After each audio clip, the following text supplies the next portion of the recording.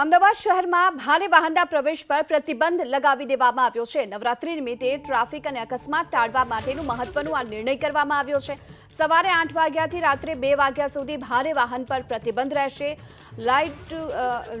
Light good vehicle છે કે પછી લાઇટ પેસેન્જર વ્હીકલ છે તેઓ પ્રવેશ કરી શકશે અને આ સિવાય જે ભારે વાહનો છે તેમના પ્રવેશ પર પ્રતિબંધ મૂકી દેવામાં આવ્યો છે। સવારે 8 વાગ્યાથી લઈ રાત્રે 2 વાગ્યા સુધી ભારે વાહનો પર પ્રતિબંધ રહેશે।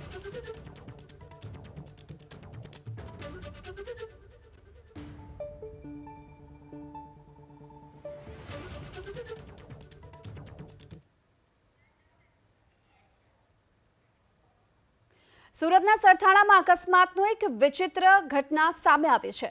બીઆરટીએસના રૂટમાં રેલિંગ કૂદી જતા એક યુવક બાઇક ચાલક સાથે અથડાયો, જેના કારણે બંનેના મૃત્યુ થયા।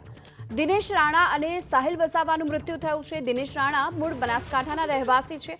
સુરતમાં ડાયમંડ નગરમાં ચાની હોટેલ હતી, જ્યારે બાઇક ચાલક સાહિલ વસાવા સાડીના કારખાનામાં કામ કરતા હતા। હાલ તો આ બંને મૃતકના પરિવારજનોએ સામસામે પોલીસ ફરિયાદ નોંધાવી છે।